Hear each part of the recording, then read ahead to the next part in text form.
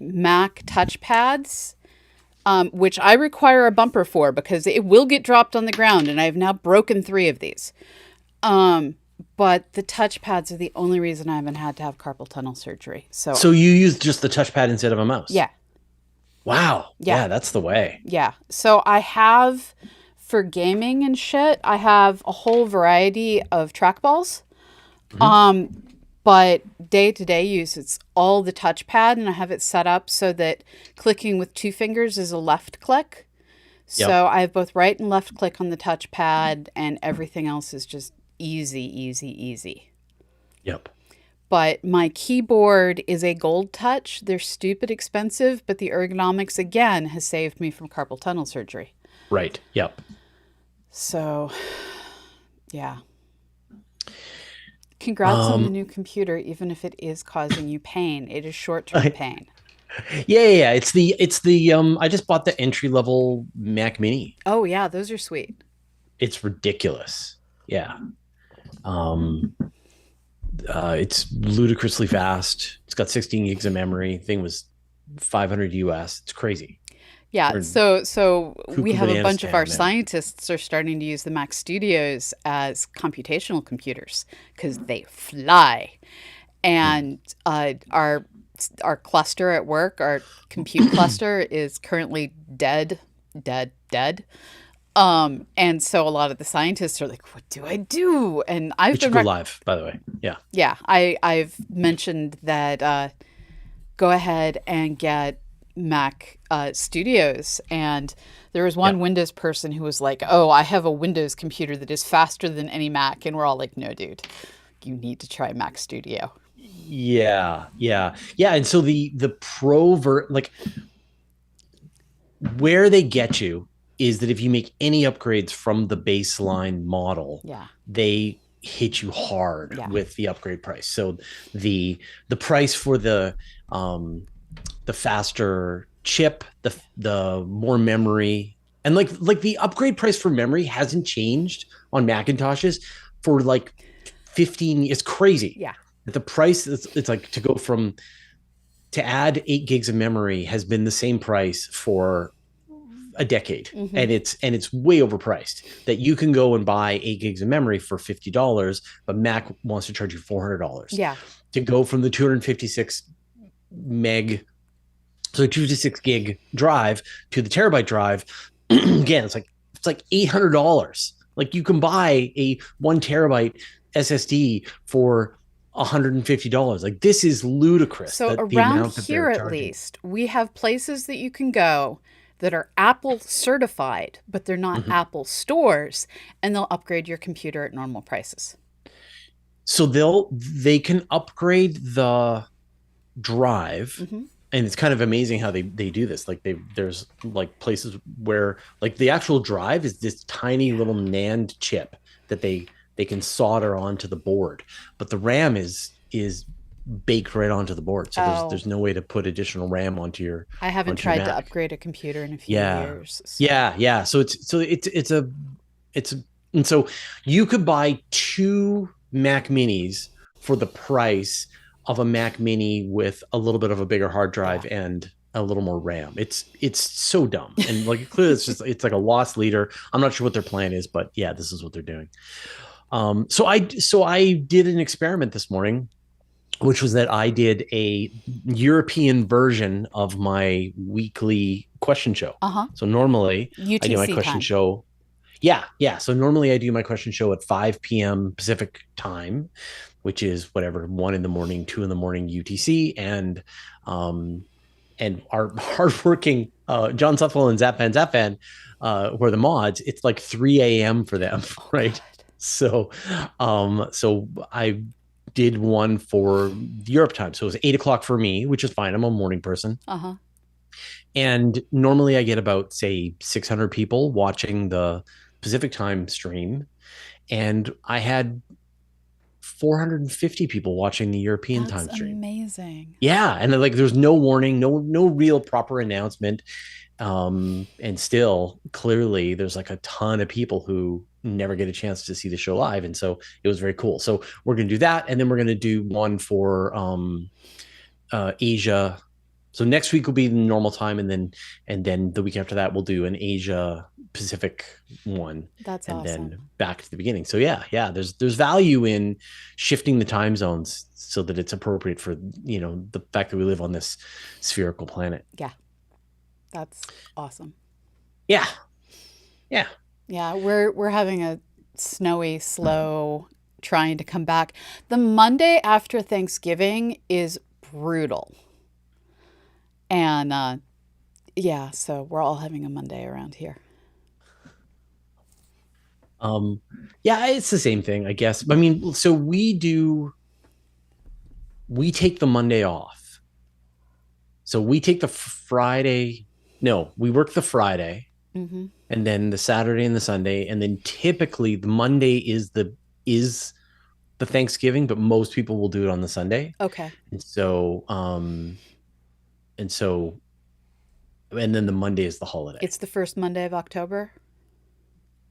Second?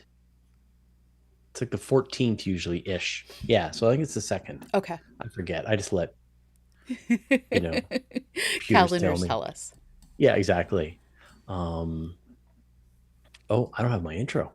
I better I put my intro don't in. have YouTube, so let me Okay. open that up while you write your intro. Hmm. This is gonna be fun though. It's a very different year now. I got new, totally different recommendations this year. So the thing that threw me is like all the companies we used to recommend that people work with, except for B&H Photo, are gone. Hmm. And so like the telescope I would normally recommend, not there anymore. And so that was interesting. I was going to YouTube. I hurt my neck by using progressive lenses again. I am not meant to have progressive lenses. So I'm balancing pain pills and caffeine today. Yeah. Um, I this is so stupid. Did you ever get into Magic the Gathering? Totally. So I still play. I was going through and cataloging cards to look for the random $20 cards. They're things we're never going to play to sell them back to the store. Yeah. And so I was going through and scanning, and when you're scanning, it sometimes comes up with the wrong set. So I'm trying to read the little itty bitty tiny numbers on the cards to match things when I need to. And so I was using my progressive lenses because I don't have single distance reading glasses. I have single distance computer glasses, and my arm isn't that long. Yep. And just trying to find the right. I pulled my neck. This is the second time I've shredded my neck using progressive lenses. I clearly need to get single distance reading glasses. Right. I'm so mad at myself. Well, I'm still rolling with my drugstore glasses. So these are my reading glasses. Yeah, I wish They're my eyes were the same prescription. They are very not the same prescription. yeah, they're of no use to me, even in front of my computer. Oh And I'm no. running my computer at fairly small text, but I need them for my Steam Deck. That's it. They Yeah. sit with the Steam Deck. Yeah. Um, I've got to I've got to go check on something. I Okay. apologize to do this. Why don't you go and get yourself set up? I will be back in 3 minutes, Okay. 2 minutes. I'm written. I'm ready. Okay. Ask me questions, humans. I am looking for the YouTube chat. There's so much. Oh, I can't look. There's like all these things talking about the new Star Wars series that's out that keep popping up on my screen. And it's like, no, cannot look. Cannot get into the new Star Wars stuff. Must finish preparing for AGU. So I'm getting ready to go to the American Geophysical Union meeting in DC next week. I now have the YouTube chat open. I have the Twitch chat open. You are all encouraged to ask me questions. In January, I'm looking. Well, I told you to pause. Okay. In January, I'm probably going to go to Orlando for a couple of weeks. I'm going to go to Podfest, and then I really want to see a launch and the what is it? Ghost Rider, Blue Ghost, Firefly Aerospace's lunar lander is supposed to launch. So I'm waiting to find out exactly when launches are planned, and I may just go abuse our timeshare for a couple of Oh, weeks. that's your list. Oh, Lego. I didn't even Yeah. think to talk about Lego. That's Yeah. okay. I got some new stuff that I think you're gonna dig. So Okay. this will be good. Cool. I want to talk about Blue Sky. Do you want to talk about that now? Let's talk about that afterwards. Yeah. Hold on. I lost my mouse. There it is. Okay. It's very hard to start things. You ready to start? I'm ready. Okay. I'm pressing record on my audio. This is 7:36. Yes. And it's Astronomy Cast, and I am PLG. Indeed. All right, so that's recording, and video is recording. We are recording. Okay. Astronomy Cast, episode 736, our annual holiday gift guide. Holiday? Astronomy Cast, episode 736, our annual holiday gift guide. Welcome to Astronomy Cast, our weekly facts-based journey through the cosmos, where we help you understand not only what we know, but how we know what we know. I'm Fraser Cain. I'm the publisher of Universe Today. With me, as always, is Dr. Pamela, a senior scientist for the Planetary Science Institute and the director of CosmoQuest. Hey, Pamela, how you doing? I am doing well. It is snowing, and it is beautiful, and I don't have to leave my house, and it actually feels like Christmas, so this is the perfect day to be doing the gift guide. Yeah. Not snowing here. We had like just a couple of flakes of snow. And I'm ready. I've got a snow plow now for my quad. I'm ready to plow the snow when it comes. And of course that means it won't come, right? But yeah. But things are definitely gloomier, foggier, mistier, rainier. This is December on the west coast of Canada. It's time for our holiday gift guide, where we suggest ideas for presents for the space fans in your life. What books are we reading? What games are we playing? And what telescopes are we admiring? We'll talk about it in a second, but it's time for a break. And we're back. All right, so we made lists independently of the things that we're looking at and thinking about and recommendations that we might have for people who are looking to buy gifts for the space fans in their life, or I guess gifts that the space fans can inflict on the non-space fans in their life to maybe make them more of a space fan. So I'm going to let you start with a sort of a broader category. Where would you like to begin? So I have to admit, in part because I live near a Lego master, Lego has been doing a real space kick this year. Mm-hmm. If you search on the word space on the Lego website, it comes up with some of the most delightful things. And you can spend any amount of money. They have an Artemis rocket that has the tower and everything. I looked at that and I'm like, oh, I do not need this. I want this. I do not need this. And so they also have cheaper things. They have what's called Series 26 Space minifigs. They're mystery boxes of space-related minifigs, perfect for stocking stuffers. They have wall art, Tales of the Space Age, that are these little plaques that you put them together, and they're really cool, essentially Lego paintings. And for years, a lot of us educators have been following some of the online buy these bricks, buy those bricks, build your own orrery of the Earth, Moon, and Sun. They now have a kit. You don't have to go randomly searching for pieces. It is amazing. It is a new space age for Lego. Right. Fill your house. If you have a cat, I don't know what to say. And you're saying like there's a bunch of these newer ones, but there are some classic sets that came out over the last decade. You can get a Saturn V, you can get the space shuttle, you can get like there's like a Milky Way Lunar rover wall art, a lunar rover, the Milky Way wall Curiosity. Art. Mm-hmm. I want that one so hard, but it's like $200. So now I have a bit of a bone to pick with these highly specialized Lego sets, especially with the pieces that are very like they serve a role and no other role. And that is that it discourages you taking your Lego apart, throwing it into a giant bucket and turning it into random creations of your own imagination. And that was my childhood, right? It was that I would buy a space Lego set and then I would build the thing that the space Lego set recommended. And then I would build some of the things that they had alternate ideas you could use with that same set.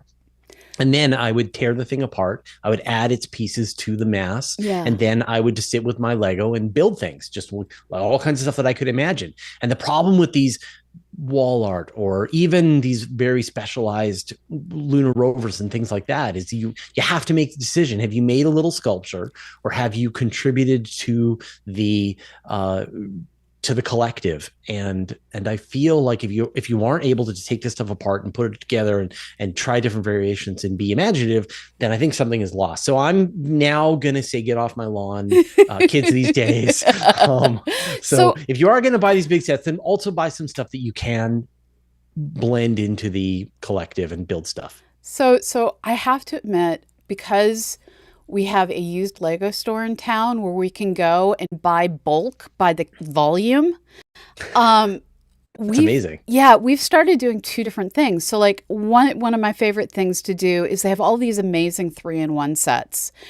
And so I have one where the backdrop is a space photo I already had, and then in front of it I've built basically the Serengeti, where I bought the set that does the giraffe and I was gifted the set that does the monkeys. And then I went and I bought bulk and I did this amazing tree and I've done a landscape, and so you can do both. And so I encourage all of you, get that Milky Way scene that tells you how to build it, and then build stuff in front of it. Build the surface of an alien world and occupy it with minifigs from the space series. Do both. Yeah. I think you're just objectively wrong. that Lego was meant to be torn apart and formed into new things. But that's fine. I can still be your friend. I have taken apart my Lego flowers and turned them into monsters, because it turns out the little petals. Yes. The little petals on the Lego flowers make amazing monsters. Yeah. So yeah, exactly. And then when you want to try and also merge them together with parts from your space Lego, then that's fine. Now you're welcome to my world. All right. So let's talk about the elephant in the room, which is telescopes. Oh God. But we will do that in a second, but it is time for a break. And we're back. All right, we're going to talk about telescopes. And I would say our recommendations this year are going to be dramatically different than anything we have recommended in previous years. It is a completely new world now, and my baseline recommendations have changed. Same. And so here is sort of like, I think we still have, like, if you have less than $100, astronomical binoculars. Yeah, exactly. Celestron has the Skymaster series. They're perfectly reasonable. They're what I use. Pick the ones that feel good in your hand. Right. I've got the 15 by 70s. They make a 15 by 100. They make a 20 by 100. They make a 12 by 60 for those of us who like wider fields of view. Yeah. So you can find the one that sort of is the right weight, has the right field of view, and you should work out pretty well. And that's like, that recommendation has not changed. If you really want to be able to look through a telescope with your own eyeballs and look at the moon, look at Mars, look at Jupiter, things like that, then I think we still recommend the Dobsonian. Yeah. You should be able to get StarSense series is the new one. Orion telescope doesn't exist anymore. The telescopes I have been recommending for over 20 years are now only on the used market. Yes. So it's harder to get your hands on some of these small Dobsonians, the StarSenses you mentioned. First but if you scope do by Celestron.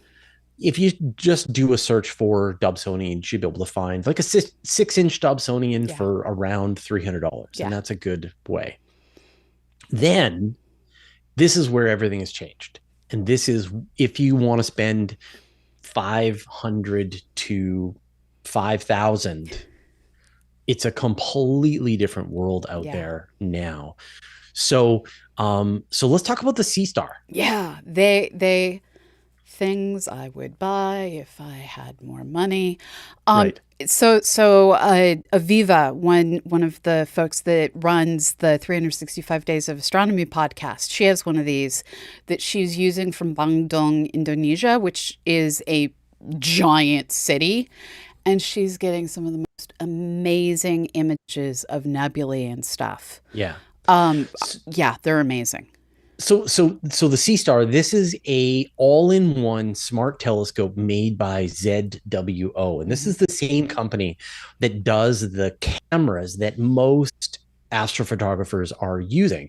The sort of when you see a telescope and it's got this red camera Yeah. bolted onto the back of it, that's a ZWO astrophoto camera. And so they took their camera and then built a smart telescope around it. And we talked last year about these smart telescopes. You've got the Unistellar, you've got the Vaonis, and where you just like put the telescope down, you connect it with a smartphone, and then it figures out where it is on planet Earth, and then starts to show you images of the sky. And these things are amazing. They're Hmm. magic, but they are expensive. I mean, they are $2,000 to Yeah. $5,000 depending on the model that you get.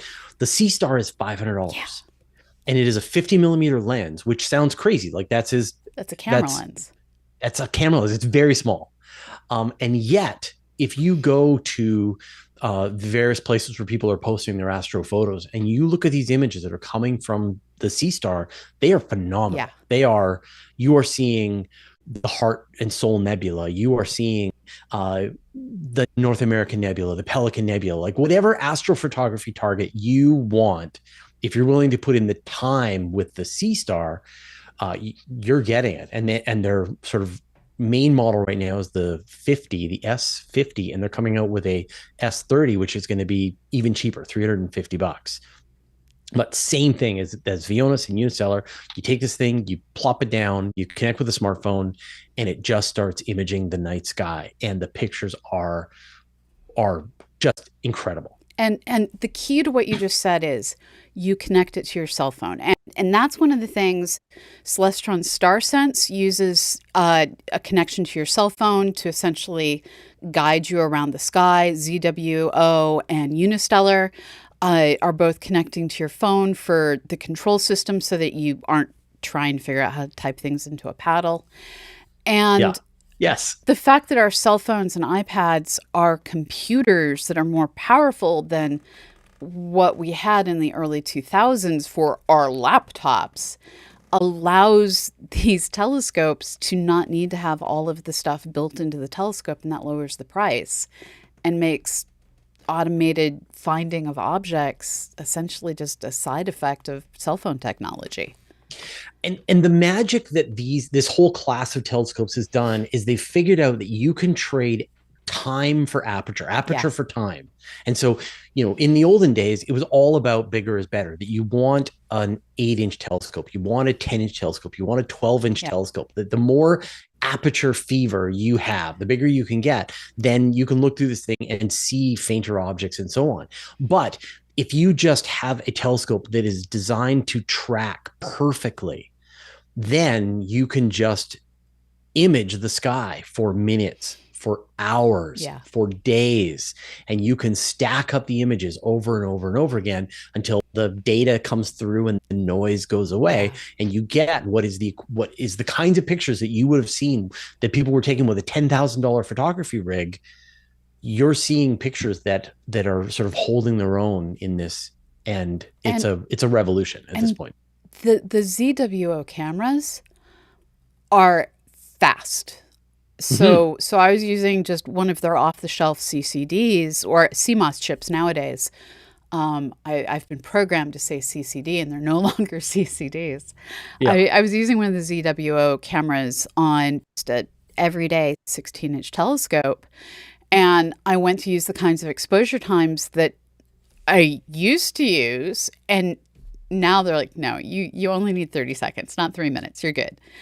And so you have this extremely high sensitivity in very low light conditions, very low dark current, Yeah. and you can just do amazing things. It's Yeah. Yeah. a new world. And it's like you take the thing, you set it outside under clear skies. Yeah. It figures out where it is. It does some plate solving, figures out which parts of the sky that it's seeing, starts to track the night sky. Yeah. You pick targets from the app, and it starts recording frames of the exposure length that you want, and then starts building it up in front of you so you can see the image. But also they can be storing the raw files, and you can then pull that into some astrophotography software that you may traditionally use, like Nebulosity or PixInsight, and then you can actually do all of your regular magic on these photos, or Photoshop or whatever. And so it really is about having a rock solid view to the sky. So, the landscape right now, and this is all very dynamic, was, a year ago, we talked about the automated telescopes, the Vaonos, the Unistellar, and they're great, but they're $2,000 to $4,000. Like, they're not cheap. And so it's a serious investment, and the technology is rapidly increasing. And then we got the Sea Star, and the Dwarf 2, the Dwarf 3, although, I've looked at the pictures from the Dwarf 2 versus the Sea Star, and they're just not as good. So I think the Sea Star is the one now that is taking the world by storm. And like, if you've got if you want to buy a nice present for your partner and you want to spend about $500 for something that they're going to really enjoy, that Sea Star S50 seems to have just nailed the features, the capability, the quality of the images. This feels like we've crossed into this level of accessibility now. So that is my sort of number one recommendation now for people. And the Unistellar, with the thousands of dollars you're spending, just to be clear, it's worth it. The Unistellar is capable of being used for science. They have amazing citizen science partnered with it. They're working with the SETI Institute. So there's lots of different reasons, and buy what you can afford for the purpose that you want. And it's totally. a new like, imagine era. It's amazing. Like the Unistellar is a bigger telescope. I think it's a 4-inch. You're going to get a bigger telescope. It's going to be faster, right? It's going to have a good camera system, but it's going to be able to collect more light, and it's going to be able to do more work. And so if you want to try and have this thing be working harder and collecting more images, then these bigger telescopes do it. But it is just astonishing how good the little guys now are. And then the last, like the top end of this right now, is the Celestron Origin, which is I think it's a 6-inch telescope made by Celestron. Same thing, completely automated, builds these images up on the fly. This is the one that I'm using for the live streams that I'm doing on like the return of the virtual star party. And this was supplied by Starfront, but it's like a $5,000 telescope. And yet, same thing, that same intelligence, same automation carried up to the next level. So really, from 500 to 5,000, you can find an option that meets what you need. And so I think if you've been sitting on the fence, like, I'm not sure I want to get one of these things, I think now there are a lot of options that are pretty interesting. It's a whole new world. And I want to talk to you because I have a star I want to chase in January on that telescope, if we can work it out. Totally. That sounds great. All right. Well, we're going to take another break, and then we're going to talk about books and video games. Sounds great. And we're back. All right, let's talk about books. Oh, there are so many to pick from. And I had to run up and down the stairs right before we started this recording because I knew you would ask, do you have your book? And I do. So if you have a child in your life, we have, I put together with my really good friend, Sandra Baxner and George Kramer, a book. It's from DK, which is a label under Penguin Random House. It is all about what we've done for lunar exploration, what we know about lunar science, and what we're hoping and dreaming of doing in the future.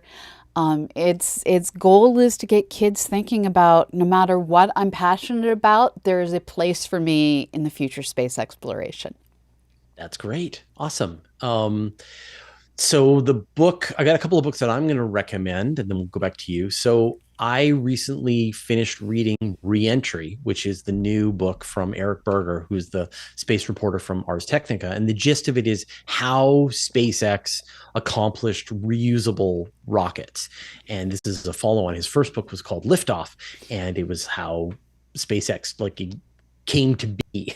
And so it really gives you this great behind the scenes look at the various engineers at SpaceX and all of the challenges and problems that they had to overcome to make this technology work. And I think under the current political climate, Elon Musk is a bit of a problematic person to be telling stories about. And I think Reentry does a great job of providing a fairly accurate representation of his role and involvement, and really tries to place the emphasis on the engineers, the people who did the work to actually accomplish and came up with the insights that made a lot of this technology happen. And so it's really a story of thousands of SpaceX engineers who accomplished this wonder that we watch rockets take off, and then the first booster stage comes back and they land at a barge out at sea, or they land in perfect synchronicity at Cape Canaveral after a Falcon Heavy launch. And of course, when we watched Starship's Super Heavy booster get caught by Mechazilla. So we're now in the sort of the age of reusable rocketry, and it's quite impressive. And Reentry was a terrific book. And I think in our current day and age, where a lot of us Gen X people are going back to our dark goth moments of the 90s as we face the future, because it just feels right. There is a pair of books that I think it would just be delightful to give someone. One is the older book that hopefully you already have, Phil Plate's Death from the Skies, that talks about all the ways the universe is trying to kill us. And then Paul Matt Sutter came out with a new book called How to Die in Space, which is all the ways you can inadvertently kill yourself once you leave the planet. And just the idea of somebody unwrapping these two books together somehow makes my Gen X heart happy, and I can't explain it. Yeah, that's awesome. And then the other book that I want to recommend is A City on Mars by Zach and Kelly Weinersmith.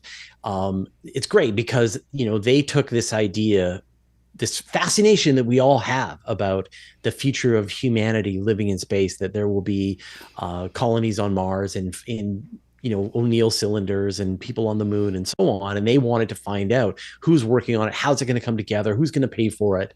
And what they found was it's going to be a lot more complicated, a lot more difficult, and that there are a lot of challenges, and there is no way to pay for it. And so it could very well be that although we have this science fiction future of a city on Mars that we're hoping for, this is a very sober look at the reality of what it would actually take, and how much more difficult it is and more expensive it is than we're thinking. And this has really matched, I think, the conversations that we've been having here on the channel have been leading in this direction too, which is like, nobody's figured out how to make a profit.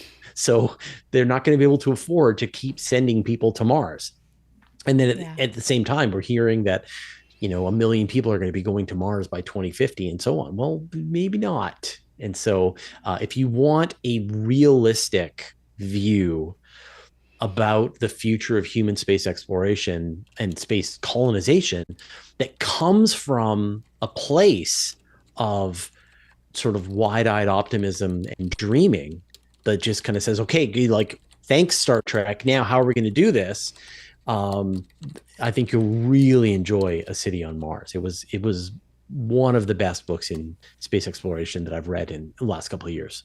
It's all the things he said. I completely agree.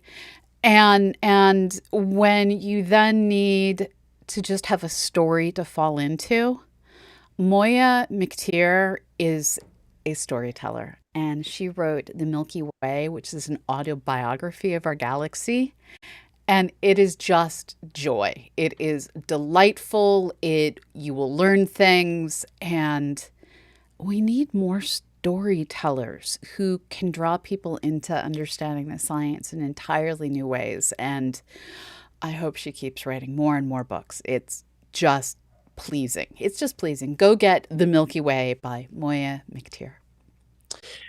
So I'm going to shift gears, and I don't think you were prepared for this, but I want to talk about art. Okay, go for it. So I know you make art. I do. you make your various planets, I and do. hopefully you've got them There. kicking around with you. And so I think a gift would be if somebody wants to buy some of your artwork. What's the best way to do that? It's over on Etsy. Search for Starstrider. Starstrider Studios is the shop, and everything comes gift wrapped because when you're packing planets, you have to pack them very, very carefully. So they just naturally get gift wrapped in the protection process. Right. And you can build solar systems on your walls. One of my friends, she actually got a whole bunch of floating shelves that are set up with Mario Legos on them, so it looks like the game with all the different shelves. And she's putting the planets on the walls around it to make basically a background to a video game. So you can do all sorts of really cool stuff with these paintings. They come in a variety of different sizes, so you can do moons, gas giants, whatever you want. So I want to recommend a couple of other artists in addition to you. So one is Lacey Brooks, who I'm sure you're familiar with, Lacey, No. Pamela. She's on, all of the places, and she is an astrophysicist by training, but also a phenomenal painter, and so does all these great paintings of various astronomical objects, which is great. Another woman is Catherine Mansion, who I Yes. hope you know Catherine. Yeah. She's terrific, and same thing. Well, she's not an astronomer, but she is an amateur astronomer. Has a telescope, but also has been doing just these phenomenal paintings and murals of space. And then the third person is Jay Bigham, and he's in Canada, and he does sort of these really great abstract representations of things like James Webb's Pillars of Creation, or the Tarantula Nebula, or the Crab Nebula. And if you know the object, then you look at it, and they're these sort of almost like geometric shapes, but they're beautiful, and I really like them. So I think you can either obviously spend the thousands and buy the originals, or you can buy prints of these things. And I think any of the work by Lacey Brooks, Catherine Mansion, or Jay Bigham will look wonderful on anyone's wall, and I think you'd be pleased to receive it. And Lacey Brooks is Stellar Arts on the socials, Yeah, which is why I had no clue what her real name is. yeah. And another person I want to plug is Amy Davis Roth. She's Surly Amy. She does Surly Ramix. And she has a bunch of little pendants. I can't believe I don't have one sitting on my desk. I usually do. She also does coffee mugs, and there are a ton of science themes. You can get radio telescopes, you can get moons, stars, galaxies, and all the other sciences. She's been doing a whole lot of paintings working in neuroscience. Um, I have spent more money than is rational in her store over the past 20 years. She does amazing things. That's phenomenal. Um, and then I've got one last category that we should talk about briefly, and that is video games. Okay. So I think, my recommendation still stands that the most useful video game console that you can buy the people in your life is the Steam Deck. There's a lot of people are thinking about buying the PlayStation 5 or the new version of the Xbox or so on, but the Steam Deck just gives you access to your entire Steam Yeah. library. And so it's the games that are relatively inexpensive. And the thing is small, portable, has a pretty good battery life, very powerful. You can play all of these great games that weren't even planned for it. You can modify it and play them on it. And I still like we were raving about the Steam Deck last year when we Yeah. did the gift guide. I'm Still still using raving. my Steam Deck daily. I don't play video games on any other thing. And so then once you have that, then there's a lot of great games that you can get. And I think for me, it's games like Factorio, RimWorld, Project Zomboid, Slay the Spire. I like Slay the Spire. I like strategy games, and I like sort of card building games. Yeah. And the Steam Deck has just been phenomenal for that. Brotato, uh, Vampire Survivors, Deep Rock Galactic. I've been playing a lot of that kind of stuff. Um, Deep Rock is absolutely hilarious. yeah, Yes. Now, yeah. What are you playing? so we both have a Quest 3. Yes. I have to admit, slaying fruit and doing the Jedi dojos that are in the Vader games have been some of my favorite stuff. When you're having a really bad day, Fruit Right. Ninja in the Quest 3, which has nothing to do with space, it does have a nighttime view with the sky. They have these little robots that will fly around you in survival mode and fling fruit at you, and you have two swords. The Jedi games are really good. I have a whole list of games waiting for me to have a couple days off to go play. There's a bunch of Star Wars games in addition to the Vader series. And there's something about VR that it allows you to step entirely out of this world and explore other worlds. National Geographic, I can't recommend spending money on them, but National Geographic actually has a game that I'm hoping gets updated where they've done photography in sites that, like, I'm never going to climb to Machu Picchu. My ability to deal with altitude is not that good. Yeah.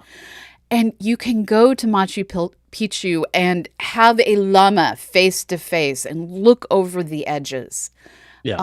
I love this ability to visit other places that exists in VR like nowhere else.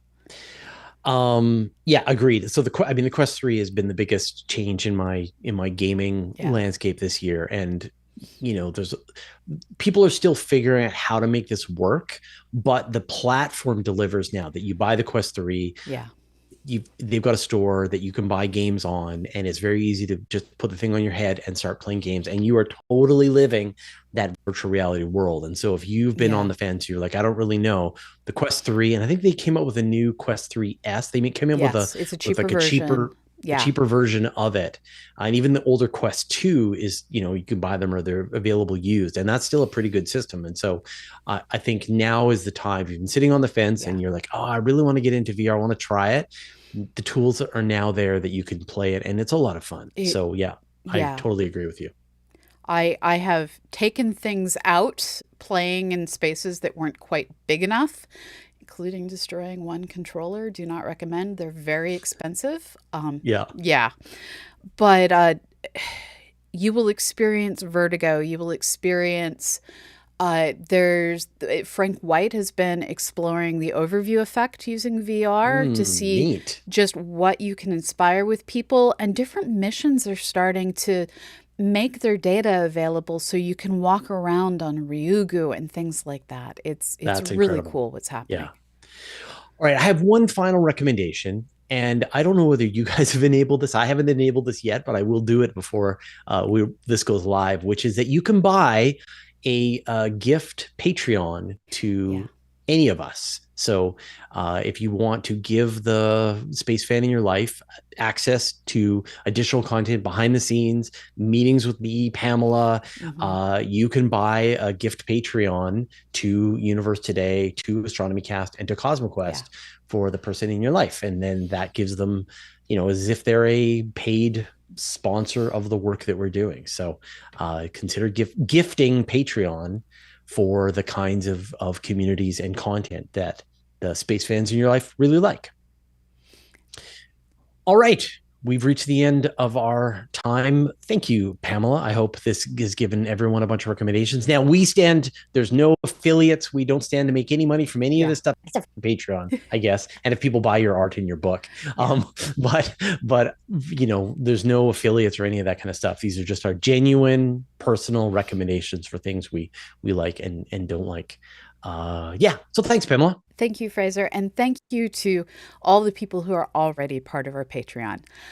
We can't thank all of you, but we are thanking those of you who are at the $10 level and up once a month. This week, I'm going to read the names. I'm going to try and pronounce and fail to pronounce the names of Abraham Cottrell, Alexis Arctic Fox, Bart Flaherty, Bob Zatsky, Brian Cagle, Cami Rassian, Cooper, David, Diane Philippon, Dwight Ilk, Evil Melky, Frank Stewart, Georgi Ivanov, Gordon Dewis, Hot Dog Shresha, Janelle, Jeff Collins, Jim McGeehan, Joe Holstein, Gordon Turner, Kate Sindretto, Kenneth Ryan, Christian Magerholt, Les Howard, Mark Schneidler, Matthias Hayden, Michael Perchada, Mike Huzi, Paul D. Disney, Peter, Robert Hundle, Sam Brooks and his mom, Scott Biggs, Simon Parton, The Big Squish Squash, Time Lord Iro, William Andrews, Adam Anise Brown, Andrew Poelstra, Astro Bob, Benjamin Carrier, Bob Krell,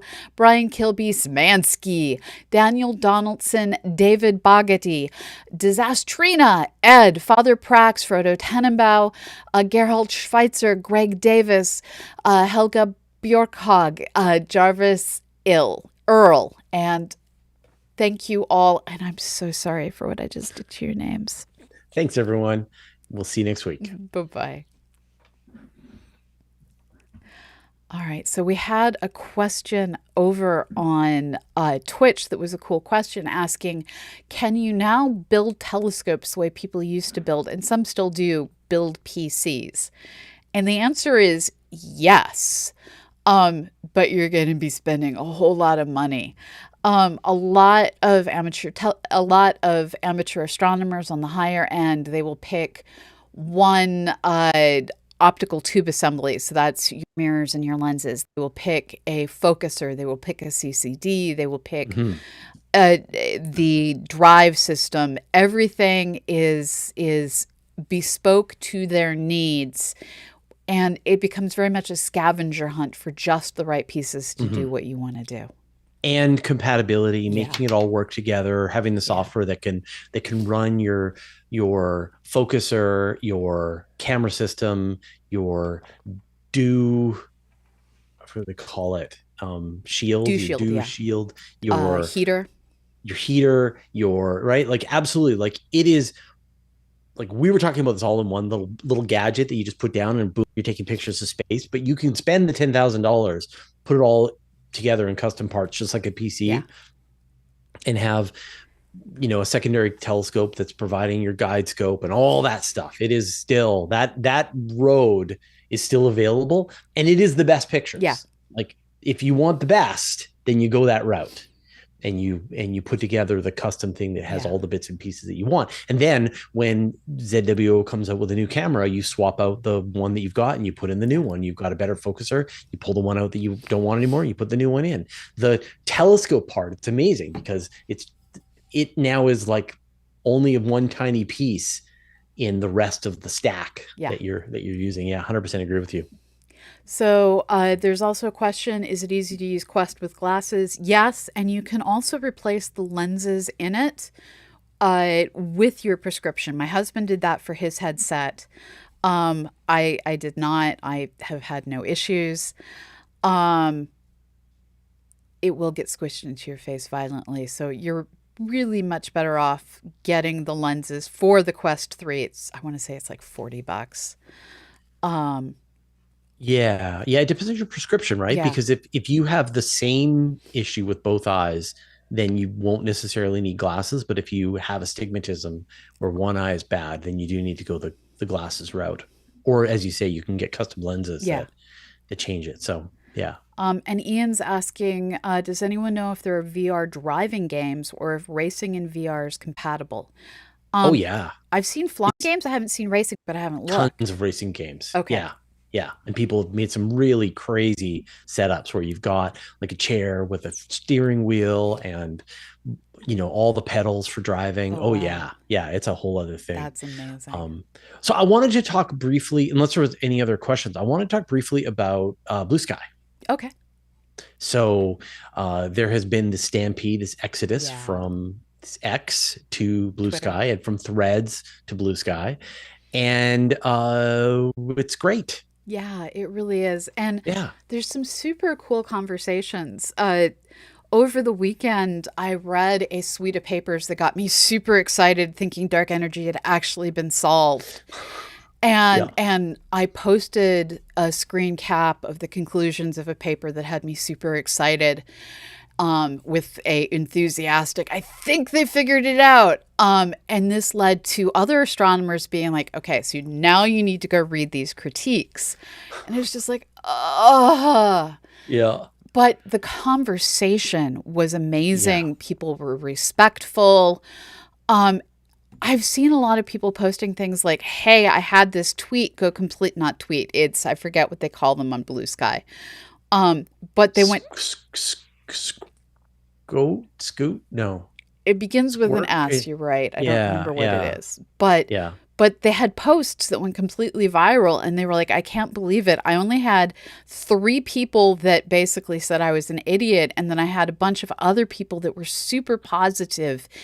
Yeah. And in the other place, it was a much higher ratio of people just randomly hating because they could. Um, Yeah. it's, 100%. Yeah. yeah, You read a post on Twitter, X, and it is a bunch of like people with the little blue check mark, yeah, and then a bunch of other people, and there's a lot of offensive comments, there's a lot of trolling, there's a lot of just negativity, yeah, just disrespect, just makes you feel sad. yeah, You post there and you just get just sad. yeah. And over on Blue Sky, you don't see it. It feels very much like Twitter In the circa early days. 2015. Yeah. Now, but I think like in theory that can't last. Right. That eventually all of, if they continue to be successful, then people will show up and the trolls will show up. But where I think this is where it like the rubber hits the road, and that is that the moderation tools available to you on Blue Sky are just next level. Yeah. So one thing is that there are moderation lists. So there is a person who has said, I'm going to block every single AI art, spam art, non-attribution, just Yeah. clout chasing type images, Yeah. and I'm just going to block them all. Yeah. And then you subscribe to their block list. And so as long as you trust their sort of taste in what is garbage, then none of these posts ever show up in your feeds. And when they find new ones, your feed is automatically updated. And so for the kinds of people who are trolls, the kinds of people who are disrespectful, Yeah. who are just looking to just, stir the pot and just be assholes, they get caught in multiple of these curation lists. And then you subscribe to the one that you trust the most. And then all this stuff just vaporizes. Yeah. And it just sucks the oxygen away from the disrespect. And then you can have like proper, polite conversations about things that you disagree with. And so I think it has been just a total breath of fresh air. And the other side of that is you can create starter packs, Mm-hmm. which are lists of people that, like, I saw one the other day that was indigenous scientists. I saw one that was climate science communicators. There's one that I think they're systematically adding every single astronomer on Blue Sky to this list because there was like a gazillion astronomers.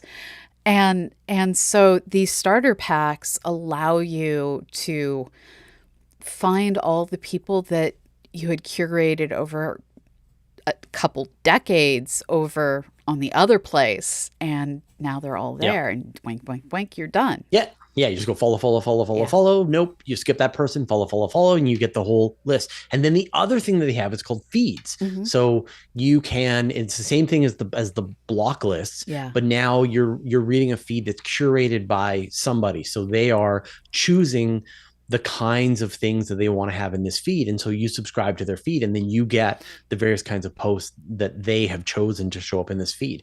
And then the last thing is that you can subscribe to a different algorithm. And so on Twitter, on Threads, on Instagram, all this kind of stuff, you're getting generally this algorithmic sorting of the posts designed for most engagement or like whatever financial requirements they have. But on Blue Sky, you can sort of design your own algorithm, or someone can design an algorithm, and then you can grab it. And so like I have people who I follow, and mutuals, people I follow and follow me back, because we've been having conversations, and so I can sort of participate in these conversations with the people that I'm talking to. I can just see the feed of the people who follow me, but that I don't follow them. Yeah. And so I can see as, oh, there's somebody really important here that I missed that I want to make sure that I follow. And then there's lots of, you can have it be just reverse chronological by date. Yeah. The way it was in the olden days. Or you can have one that is has an algorithm that's trying to surface the best stuff that's popular with your friends and so on. So I think there's one gigantic glaring downside of it, and that is the lack of a open protocol. And and they've promised to fix that. They want to be part of the Fediverse, but they're not there. Yeah. So with Mastodon, they're using this open protocol, the one that's endorsed by the W3C, called oh man, I forget the name of the protocol. Someone's going to post it in the chat. Anyway, so with Blue Sky, they're using one called AT, which is kind of their own protocol. It is open source. You can go and extend it and see it, and you can code into it. And I've made a bunch of apps that use the protocol, which is amazing. But they're the only place where it works. And so you can't today spin up a Blue Sky server, host your content, and then federate into the main application. And so now they're bringing on new users. They're rushing to fulfill this demand, and they are in a race with enshittification. Yeah. And so if they can't, they're going to have to bring on investors. They're going to have to buy these servers. The investors are going to want an exit. They're going to have to figure out ways to monetize it. Here come the ads. Yeah. Then they're going to try and lock things down.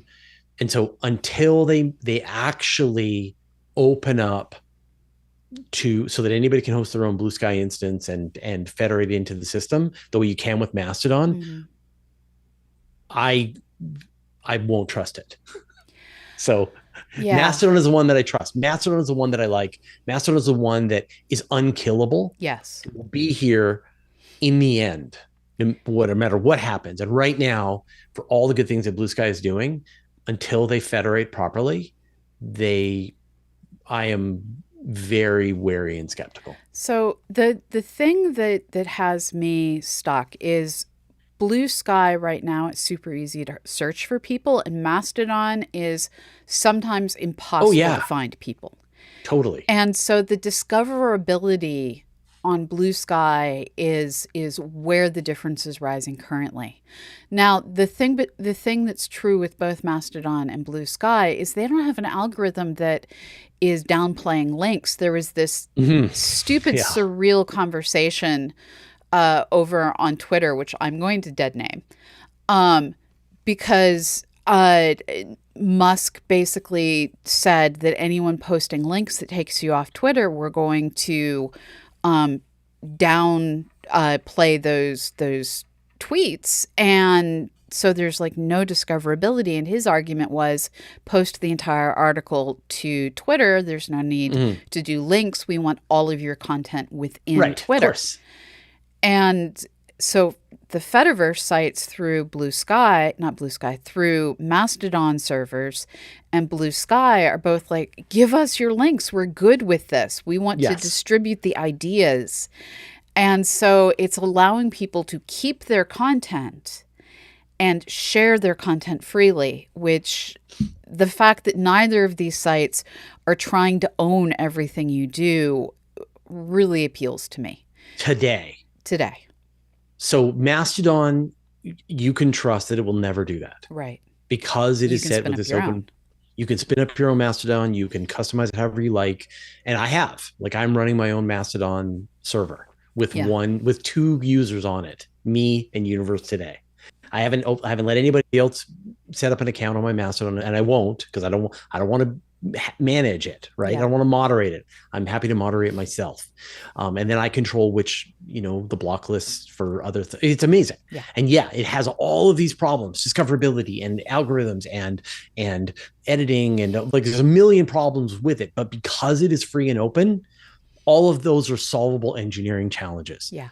Blue Sky, they are looking to acquire market share. They're looking to take advantage of all of the missteps that the traditional greedy social media companies are doing, and they're profiting off of it. Yeah. But until they make it open, then it could end up in the same place. Right. So, no matter how enthusiastic you are about this as a new place that's really exciting, you got lots of places, all your friends are here. Right. The party could end again when the money creeps in and starts making demands in a way that it can never happen on Mastodon. So, if I had to recommend the one platform that is unkillable, you want Mastodon. The one that's more fun, it's Blue Sky. Yeah.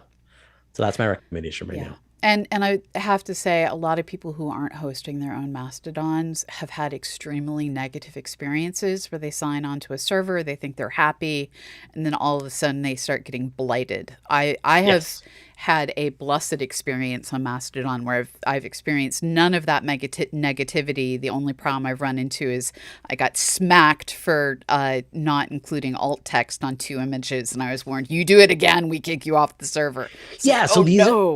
It's down to the rules of the server administrator, which is perfectly fine. And if you're there for free, then as always, you are the product. But if you're a part of a server and the server is charging you money on a monthly basis for you to be part of this, and then they can provide services on top of that, then that's the perfect world. So, so I hope that Blue Sky figures out a business model that doesn't just depend on advertising and extracting value out of your community. And until they say all the right things. We believe in transparency. We want you to be able to build into our thing. We love to have links. We don't plan to do any of that stuff that they're doing over on those other websites. But until they actually implement federated feed, they can take this back anytime they want. So, all right, we've reached the end of our hour. Thank you, everybody, for hanging out with us. Thanks, Pamela, for bringing the brain. Thanks in advance to Rich and all the people who are going to have to deal with our nonsense. We appreciate you deeply.